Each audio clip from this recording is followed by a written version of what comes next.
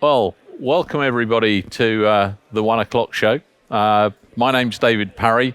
As usual, my title has changed. I'm now the Chief Customer Officer at Bringg, as well as General Manager for EMEA. And I'm really excited today to have Dan Owens with me from Asda. And Dan, I'll let you introduce yourself. Yeah, good afternoon, everyone. So I'm Dan Owens. I'm the Group Product Manager who looks after fulfillment within the e-commerce team at Asda. And why are we here today? Well, Asda are going through a real transformation at the moment. And it says here, how do you change the tyres while driving at 70 miles an hour? They obviously have got a massive business across the UK, groceries. Dan will go into the details of that. But as they change things, they cannot lose sight of the fact that they've got hundreds of thousands of customers every day of the week who they still need to look after. So we're just going to dig a bit into this. There are a few slides, but Dan and I will mainly be chatting. Happy to take questions from you folks at any time, but we'll have a bit of time at the end. Chap over to my left here has got a microphone. So if you do have a question, please, can you just wait until he brings the microphone to you so that we can capture it on the recording. So with that, we'll kick off. So, already talked about changing the tyres at 70 miles an hour, which I guess is 110 kilometres an hour for those of you here on the continent. If we just move. In that case, we won't worry about the Bringg introductory slide. I'll just talk about who Bringg are, and then we'll go straight to Asda afterwards. Bringg, been around about 10 years. We're based in Israel, started in Israel. Our founder basically kicked off the company when he ordered a pizza, and it arrived about 2 hours late and was cold. So he thought, there's got to be a better way of doing this. I'd like to be able to control it. So that's how we started. 10 years on, what we do now is we help customers across the spectrum who need to deliver goods across the last mile to the end customer. Be that with parcels, be that using third-party gig economy partners such as Stuart, who I recognise sat at the back here, or they've got their own fleet, which could be store associates walking to local customers, could be a full van fleet up to big and bulky delivering furniture. And that's what we help those customers with across the whole spectrum. So I'll pass over now to Dan to talk about Asda as your slide's up. Yeah, so I think some people here will know Asda quite well. Some people may never have heard of it. My intention here with some of these statistics is to make sure everyone takes at least one thing away that they didn't know when they got here. So top line, Asda are a grocery retailer in the UK. We are the third largest grocery retailer in the UK, been around for just over 55 years, and very much a staple of kind of family life in the UK, filling those cupboards and fridges, etc. But what is lesser known is that we're the second largest online grocer in the UK, and we're actually positioned very much as the only discount retailer online, because Lidl and Aldi and the other discounters don't play in the online space in the UK. We're very much positioned to serve customers across a spectrum of missions and needs and values and demographics. And we do that through offering up to 1 million slots per week. So a slot is a visit to a customer's address, split across home delivery, click and collect, and various other propositions within that. But in order to deliver that 1 million slots, which is significant, and that has grown, if you go back and look at company information and press releases from Asda for the last 5 years, you'll see that there was a massive acceleration that came through that, through the coronavirus pandemic, as in the UK, the whole economy shut down and customers were very much reliant on groceries being delivered to their doorstep. And David mentioned kind of Bringg's part and different delivery methods. We actually have our primary fleet is 3,500 first-party vehicles. These are traditional 3.5-ton box vans, temperature control, different temperature chambers, split across a fleet of traditional combustion engines, like using fuels, but we've also got a growing electric fleet within there as well, as we try to keep an eye on our contribution to the environment. And we also have a couple of smaller type vehicles, essentially large golf carts that we use to move shopping between sites and locations, not necessarily delivering to customers. And we also have a autonomous electric vehicle trial in place at the moment, running out of London with a company called Wave, where we're still very much manning the vehicle, but it's autonomously driving to a customer's address, and that's very much a proof of concept to see where this technology can take us in the future.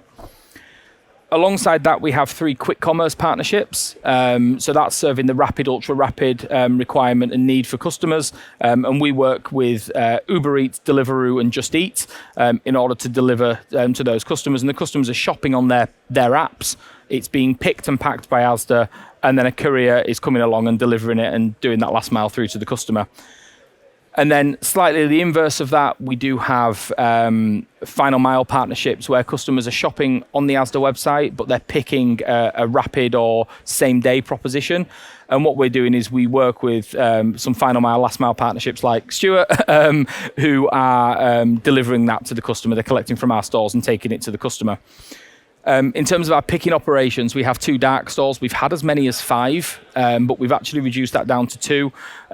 These are very traditional warehouses where we're picking orders from. The 2 that we've got left, one based in Leeds, one in Nottingham. But the rest of all of our shopping that gets delivered to customers is coming from over 500 pick from store operations. So this is where you've got a fleet of pickers out on the shop floor, wandering around at the same time as your customers are coming in, wandering around doing their shopping, and we have to be able to pick and pack and ship to those customers as efficiently as possible without disrupting the in-store experience. We also have a second business which might be known to some, known as George. That is one of the UK's leading apparel and GM home retailers. We sell through George in our stores, but we also have george.com as a website. And we're currently fulfilling all of that through 4 fulfillment centres. So that is, they're being picked and packed in a fulfillment centre, and then it is either being sent via a courier through to the customer's home address, but nearly 2/3 are actually being sent to our local stores for the customer to come and click and collect. And in addition to those 2, we have 9 other websites, which often is a stat that does shock people. That is everything from informational websites about Asda, like things like who's the CEO, what are your latest financial results, all the way through to transactional websites like Asda Tyres and Asda Money, where customers are able to take advantage of things they wouldn't necessarily get inside the 4 walls of an Asda store, but with the trust that comes with a brand like Asda. And all of that is underpinned by over 145,000 colleagues out there every single day, whether they're serving customers, delivering packages, working in the logistics environment, to make sure that we're delivering the best possible service to our customers. Thanks, Dan. So what about the state of the industry at the moment? I'm sure all of you have views. You've all been following the news over the past few years. What are we seeing? Bringg publishes an annual barometer where we go out and actually do a lot of research around the market. And I think this should be as no surprise to anybody. Consumers are looking for convenience and they're looking for options. And it's that bottom stat in blue there. 44% of people who visit websites, if there's not a delivery option before checkout, abandon the basket. Why? Because they want to know what those delivery options are and will they be charged for them. And if they don't know that until right at the end, they're like, no, I'm not prepared to take a risk on this. So they want to know up front before making any sort of commitment. On the other side, those of you from the retailers will recognize that operations, this is technical complexity gone bananas. Moving stuff all the way down the supply chain, then reacting anywhere from same day, next day, repeat deliveries, and being there on time is key. And I think one of the things that I've seen change over the past couple of years is that in the pandemic, we had what I call the rush to the fastest delivery. So in London, for example, you could get groceries delivered in a guaranteed 10-minute time slot. An awful lot of those companies have now gone out of business or are no longer offering that option. And one of the things that's changed is it's not about exactly how fast. It is about a promise. Why? Because if you think back to the pandemic, everybody was home all day. So if you said, I can deliver today, as long as you delivered today, they were probably at home. Now, lots of people have gone back to work or taking kids to school, but they're not in the house all day. So if they order something, if it's this morning at 10 till 11, or this afternoon at 3 till 4, or 3 days' time at 5 to 6, you better deliver on the promise of that slot. That is absolutely key. And so being able to manage your whole delivery ecosystem, and you just heard Dan talk about, he's got his own fleet, he's got third-party providers. How do you ensure that quality of delivery service is now absolutely key to everybody? And then again, the other big thing is that cart abandonment. And I go back then to what I just said about giving the delivery options. You know, cart abandonment means somebody goes somewhere else and buys potentially exactly the same item from another brand.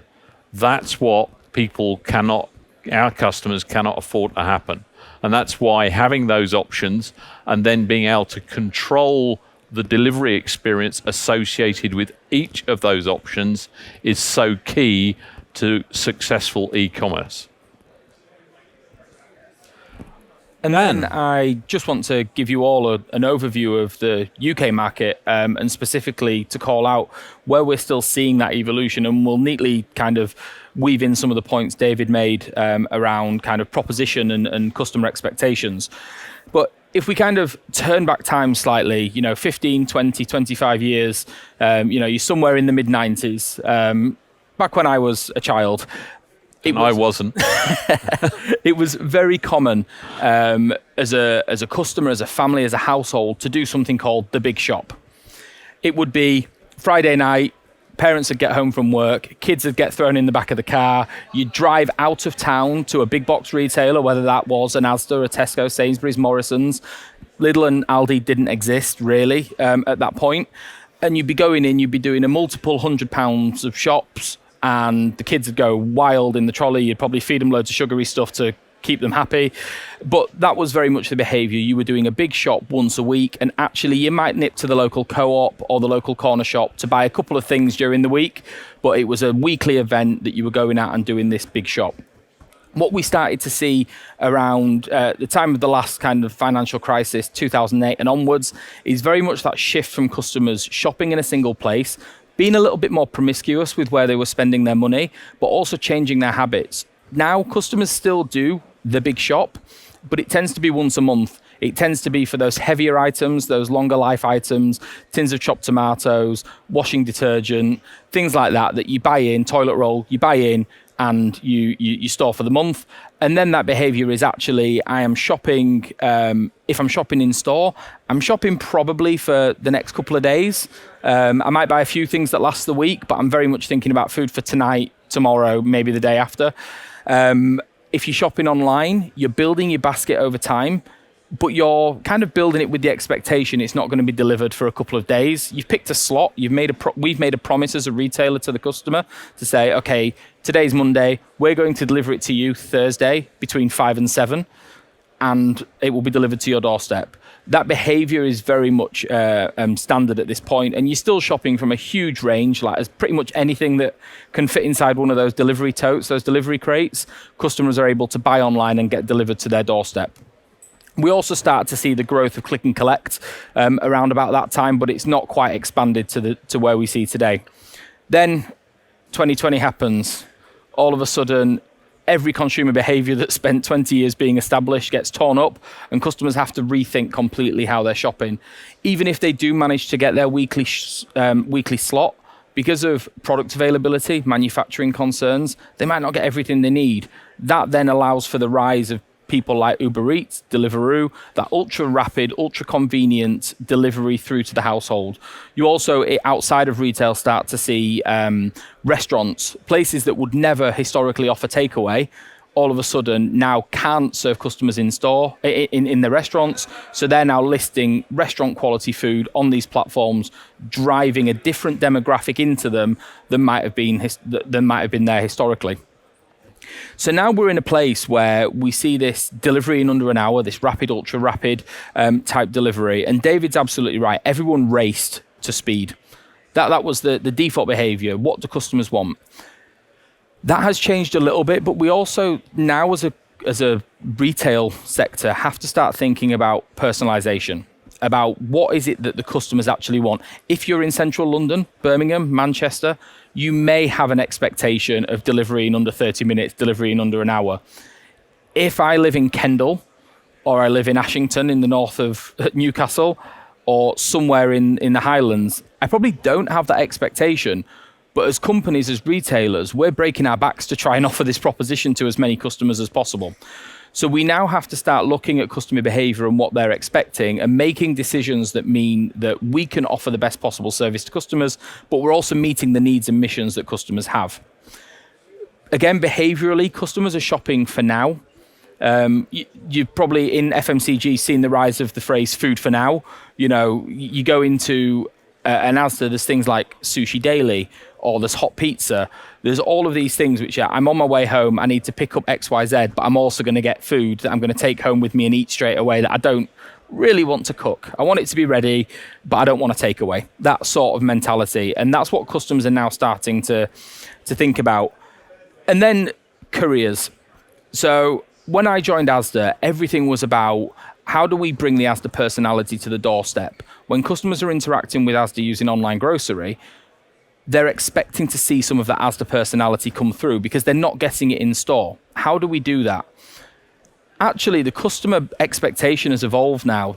Their primary mission and expectation is, I get what I ordered in the time that I ordered it in good condition. And they actually don't really care anymore who is handing that package over on the doorstep. So that's where you start to see this acceptance of couriers handling food, which wasn't something that was necessarily accepted 5 or 10 years ago. In our apparel business, you know, going back again, you were going to a shop, you were going to buy clothes, you'd take all the sizes into the changing rooms with you, you'd find out what fits, you'd walk out, and you probably wouldn't return anything unless it was a gift that didn't work. We now see, and we've seen the perils of this with some of the faster moving fashion brands, is customers are ordering 2, 3, 4 versions of the same outfit because they want to check size and fit, they want to feel, they want to assess quality. That obviously costs companies a lot of money. It has a huge environmental impact, and it erodes trust with customers. And there's lots of things that you can kind of look into with this. The big thing for me is it comes down to trust around size and fit. So we talk trust around promise, but also trust around if I buy a large t-shirt, regardless of where I buy it from, it should fit me. I shouldn't have to go, oh, well, actually, River Island doesn't quite fit the same as Next, or as, there's various examples. So now in this space, we're looking towards how does, with the rise of AR, how does virtual try-on technology actually work?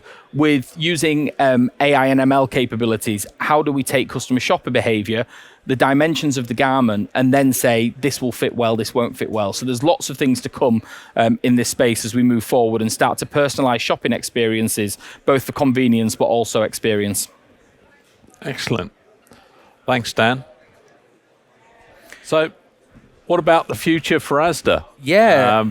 Big changes happening with Asda. I'm sure people are aware of the move away from Walmart for you guys and how that impacts things, but also just generally across the industry. You've talked about all the changes. They're not going to stop today. They're going to continue and probably get faster. Yeah, absolutely. And David's right. We, for those that aren't aware, we spent over 20 years being owned by Walmart.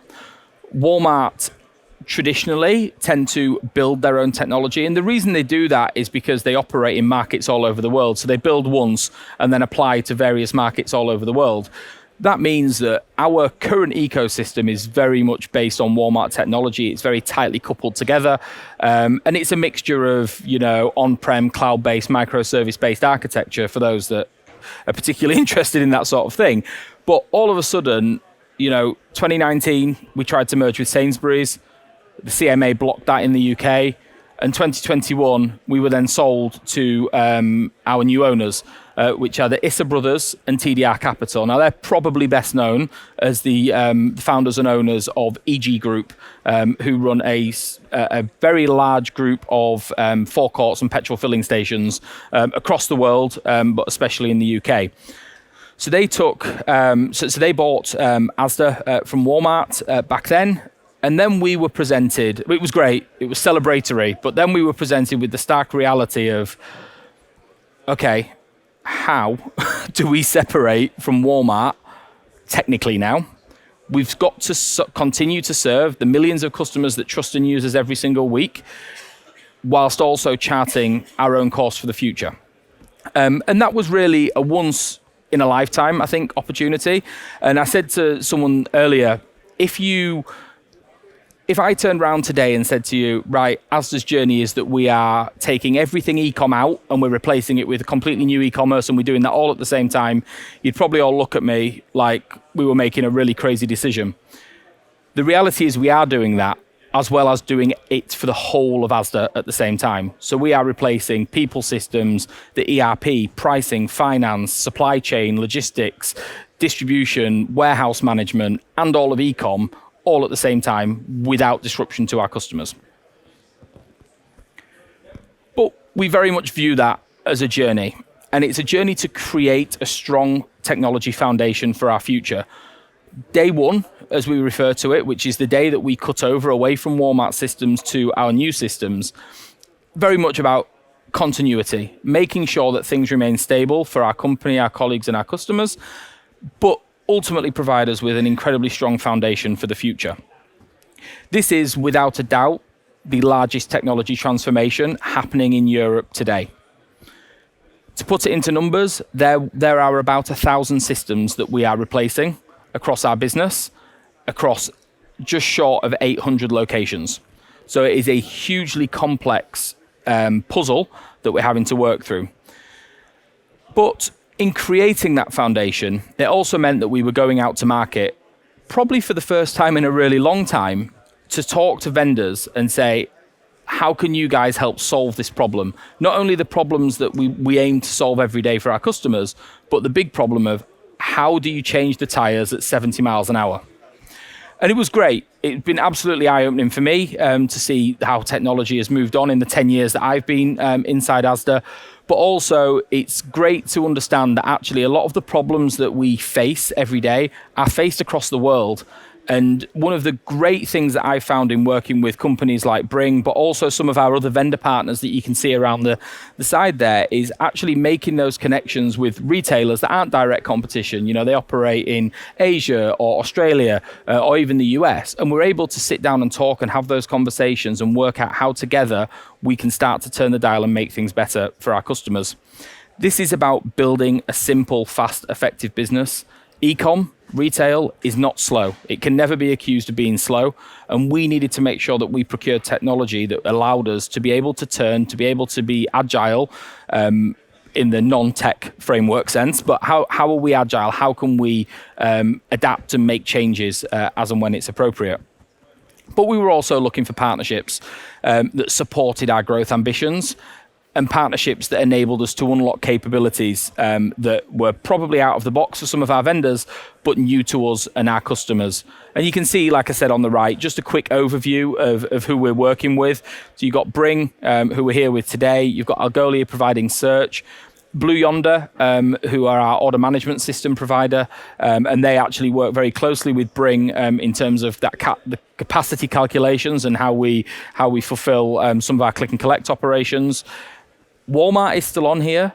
We've actually spent a really long time working with Walmart to develop a best-in-class picking application, and it made no sense for us to move away from that. So we're taking that picking application on a SaaS basis now, directly from Walmart. We've got Microlize from that transport execution, last mile driver delivery device element, Stebo for product management, and then we've got Ampliance and Dynamic Yield, and all of that is ultimately enabled by our commerce platform, where customers are placing their orders every day, which is provided by Salesforce. Excellent. So, why a delivery management platform?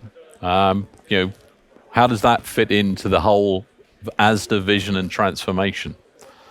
And I think that, just top of mind here, visibility, both from the retailer out to the customer. So where are your orders? Where is, have you got the right stock? Can it be picked in time? But also then visibility for the end customer to be able to see, where is my order? Wismo calls is probably one of the largest issues that retailers run into all the time. Where is my order? The amount of effort it takes to answer those calls, if you haven't got a system that gives that visibility to your customers, is phenomenal. Multiple fleets. We talked about this. You've got your own fleet, but even within that, you've got the standard vans. You've got your trialing the automated. Then you work with partners like Stuart doing them. How do you decide what is the most effective delivery option for a certain customer on a certain day at a certain time? What makes sense, not just for them, but also economically for you? And finally, and really important, looking at it from the ecology side, the green side. How are we, the growth of e-commerce is great. The next biggest thing that's going to come out is everybody's already talking about London, Paris, Berlin, all being clogged up by delivery drivers. How do we move away from that? That's going to be a next big move that we see. But you need to control all of those different fleets. And that's why it's important to have that visibility. And then finally, that flexibility. In the run up to Christmas, I don't know the exact stats, but I know that you're a hell of a lot busier than you are, say, over the summer months. Definitely. So, you need to be able to adapt. And that's about then your fixed fleet. You're not suddenly going to increase your own fleet by 50% overnight. That's why you then work with third parties to have the ability to increase that at specific times. And also to get more granular, obviously that shop is still there that happens on the Friday evening where you get peak amounts of deliveries. How do you flex up and down to that throughout the day? These are all issues that everybody's dealing with. And unless you've got that visibility and the ability to manage multiple fleets, both your own and third-party fleets, within a holistic system, then you are going to miss out against the competition. So why Bringg? Well, kind of answered that on the last one from our perspective, but I'll hand over to you, Dan, to give your thoughts on why you decide to couple with Bringg or partner with Bringg. Yeah, sure. So I guess, David's talked to some of the benefits of the Bringg platform as they view them. What I really want to do now is take you through, we went out to market with an RFI and we had lots of responses. What I want to talk about is the capabilities that we were looking for, but also kind of some of the more softer stuff, the behavioral stuff, the things that we really liked that ultimately meant that we entered into this partnership with Bringg. So I've got 7 things here. This is absolutely not an exhaustive list. There were many reasons and many criteria that everyone was assessed against, but these were really the things that are the differentiators for us as a retailer looking to serve to our customers. So we've covered it extensively already. Internal, external fleet management. We needed to be able to have control and visibility of 3.5 ton temperature controlled van, essentially a golf cart with a box on the back of it, through to a car that is currently the autonomous vehicle that we're running out of London. In addition to that, we also then needed to be able to work out who's got capacity, in our external fleet agreements, who's got capacity, who can meet the promise that we're making the customer. When it's our vans, we control every element of that chain, every element of that journey is within Asda's control. All of a sudden, we're being asked to turn around and go, okay, last mile provider, we're now trusting you with this order to get it to the customer in time, in good condition, but also to be pleasant on the doorstep and not upset the customer, because they don't differentiate between the courier on the doorstep and Asda. It is Asda that they've entered into the agreement with. So we needed to be able to manage those relationships, those slots, that capacity, but also the SLAs and the KRAs and the tracking within that. But that's only part of the problem. If we just take our 3.5 ton box van, Well, actually, within that, you've got standard delivery. You've got a customer shopping 21 days out who's starting to build their basket over time. You've then got your same day. You've then got your express. But the van is also being used to deliver to collection sites that are remote for the customer to come and use. So there's all these complexities and propositions that exist just within the concept of I want to get my shopping delivered to me in a way that's convenient. High automation and machine learning. This is super key to us. The number of times, not just in this specific technology, but the number of times that we would go to software vendors, and they would have these expectations of rooms lined with people processing information. If we take the fleet example, dispatch teams. Asda do not have a dispatch team. We don't have a team of dispatchers moving vans around on a digital execution board. We rely on automation. Our whole fleet, as well as our third-party partnerships, are managed by a team of 10 to provide up to 1 million slots to customers every single week. Therefore, automation is absolutely key. It not only makes it simpler, easier, more reliable, but it also removes that human element.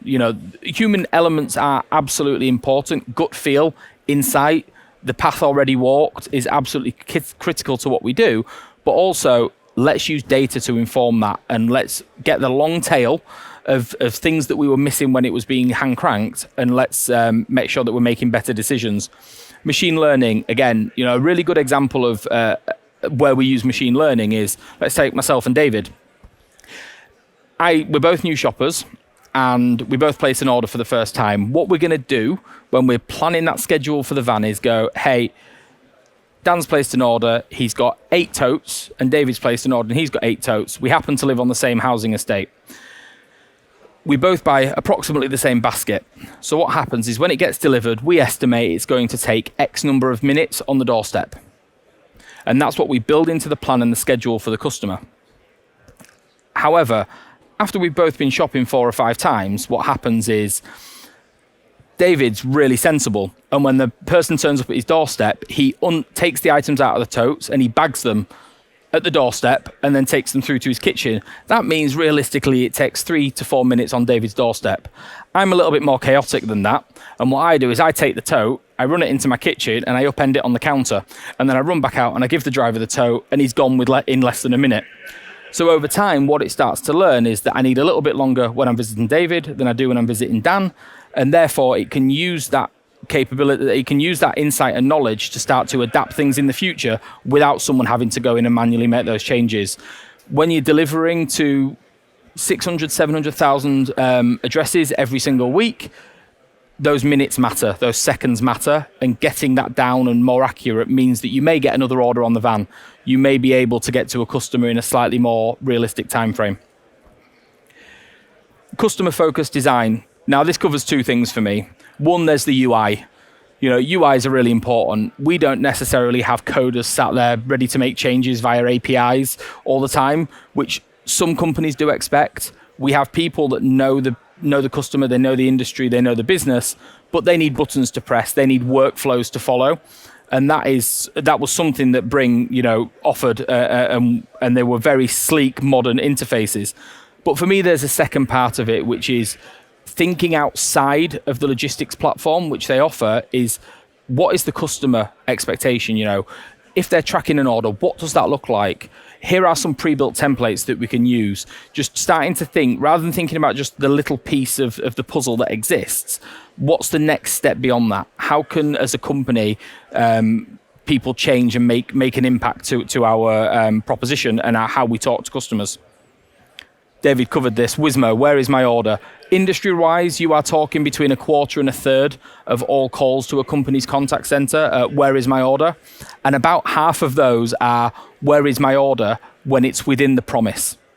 So even when we're giving a 2-hour delivery slot to a customer, around half of those customers that call up are saying, hey, where's my order, when it's still within the slot that we said we'd deliver it in. That's because customers know that they need to give us 2 hours to get to them. But on the day, they want to know, okay, what 10-minute window, what 20-minute window are you going to be here? Because I do need to nip and walk the dog. I do need to hang the washing out, and I don't want to miss it. I've got a call to make. those sorts of things and that level of convenience to customers is what's uber important, and being able to have that real-time tracking and Bringg work closely with Microlise in order to offer that for our customers means that customers not only get that window to say, hey, we'll be there between 6:40 and 7 o'clock, but also as we start to get a little bit closer, they've got a map so they can then visually see how far away that driver is. Big one for us. We've not really talked about Delivery Hub. We've talked a lot about the third-party last mile vendors that we work with. But right now, Stuart happened to be here, so I will keep referring. But right now, we are integrating directly with Stuart. So we not only have a commercial agreement with them, but we also have a technical agreement with them. And that is the same for all of our third-party companies. What Bringg offered is a marketplace. So now we still own the commercial contract, but Bringg now own the technical integration. So all we do is say, hey, Bringg, delivery management platform, I've got an order. I need to deliver to this address by this time. Who's free? And Bringg will go out against a set of criteria and go, right, these people are free. And based on your logic that you've configured, we recommend this person. And that is how we then reserve that capacity and that courier. That removes a lot of technical complexity from us. It also offers the additional benefit of, whilst we have our existing partners, they have an established marketplace that has other partners in. So if we want to start an expansion in, say, the Southwest, there might not be a national last mile courier that exists, but actually there is a small company that exists in the southwest of England that can fulfill that demand. We don't have to go and integrate with them because we just pass the message to Bringg. We say we've entered a commercial agreement with them. We've got access to them. Bish, bash, bosh, so to speak. We've now got another way to deliver to our customers. And then existing relationships with our other vendors, reducing the amount of custom integrations was really important. And some of these webhooks and pre-built APIs with people like Blue Yonder and Salesforce really just make it easier as a retailer to take advantage of the software on offer. But fundamentally, and I can't stress this enough, it's about partnership and alignment of vision. Capability is absolutely important, and we need to make sure that we can change the tires at 70 miles an hour and still deliver to our customers. But we also want to know that we've entered into an agreement where we kind of share the same values, the same kind of moral compass, but also the same vision for where our two companies can go. I'm sure David won't mind me saying this, and this is probably the same across most companies, a big grocer like Asda doesn't come to market very often for SaaS because as companies have grown, they've often brought a lot of it in-house. We came to market and all of a sudden we had to start having conversations where companies were very proven in apparel, in parcels, but delivering a pack of tomatoes is very different to delivering a bag with a pair of jeans in it. So there's been multiple conversations we've had to have where Bringg have gone, you're crazy, why would you want to do this? And we've had to say, well, no, actually, we're not crazy because look at the numbers, look at the data, this is what customers expect. And being able to have those frank and honest conversations and being able to detect that we could do that from the outset was absolutely valuable to us. So I guess moving into tips for retailers. So I had, just for very high level here, you've heard about digitize, talk about machine learning on this side, AI, obviously on everybody's lips at the moment. But it is that whole digitize and automation. And you heard Dan say they have 10 people to manage their fleet across the whole of the UK. You can't do that if you're manually doing dispatching. You just can't. It's impossible. You can't deal with multiple fleets if you're having to phone up each one each time to say, hey, can you do this delivery? Okay, so that becomes automation obviously falls straight into that. The ability to fall over from your own fleet to those third-party fleets, the ability to look at what's a green option because a customer wants a green option and do that seamlessly is key. And then optimize.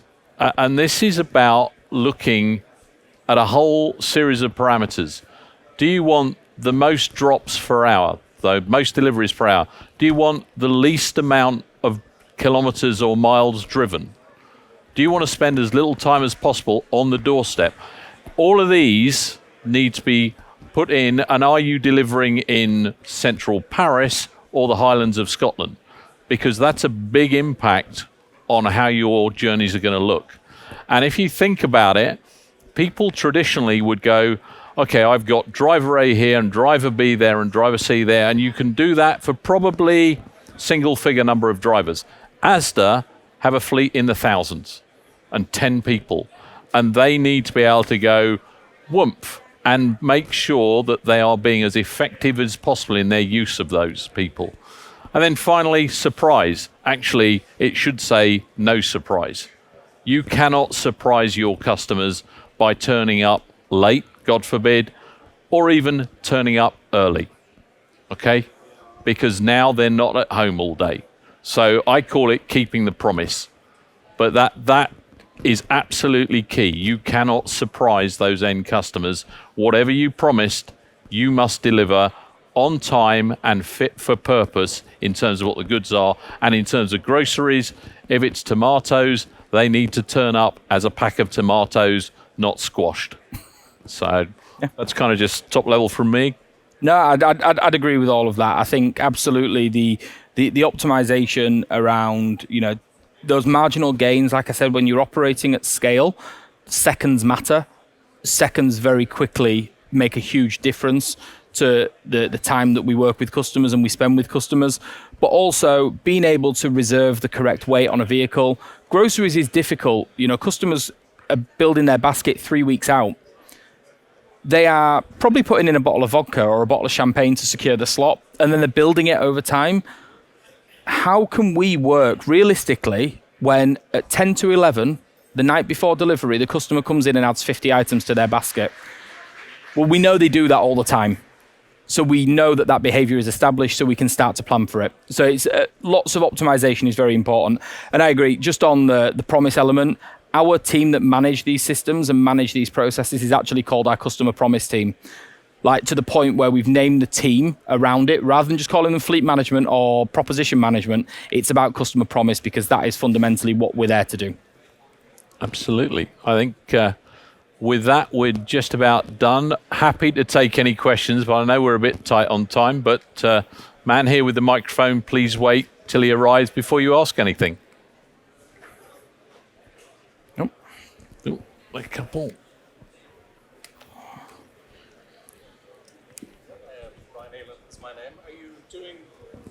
Or rolling out across different depots? I mean, I heard that. I don't think anyone else did. I don't think Did you hear that? The microphone worked. It might just be ours, but I heard that. Sorry, just go through that again. Are you doing big bang with these systems, or are you rolling out on a depot by depot, region by region? So our overall rollout plan is phased, so we're not going big bang with any of this stuff, just because of the huge impact if we get it wrong. Like with most rollout plans, we're starting with a handful of stores to prove the volume and the scale and the systems, and then we start to ramp up, and it increases exponentially. In terms of the rollout itself, we will probably go by cluster of stores, not necessarily geographical region. Just to limit any potential impact to one part of the country. We'll kind of, split it out across multiple parts.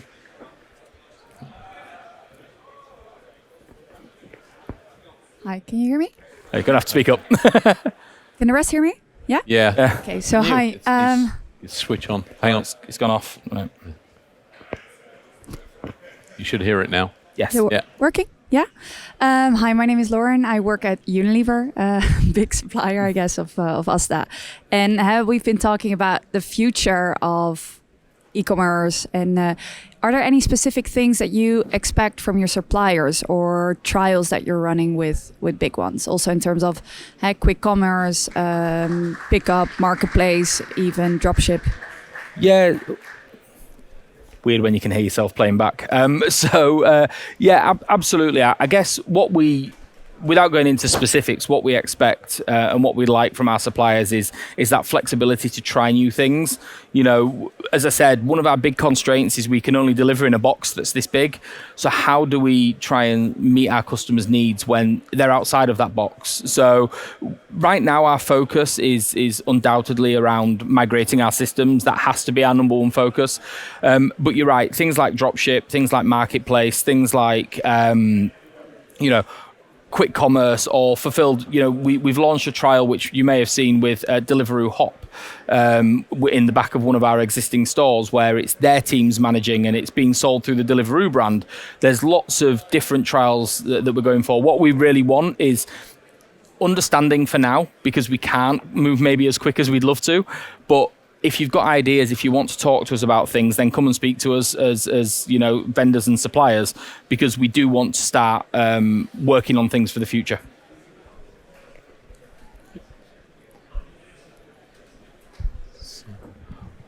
So it looks like we're done. I think we're up against time. So thanks everybody for your time. But Dan, thanks especially for you. Appreciate it. Thanks, mate. Thank you, everyone.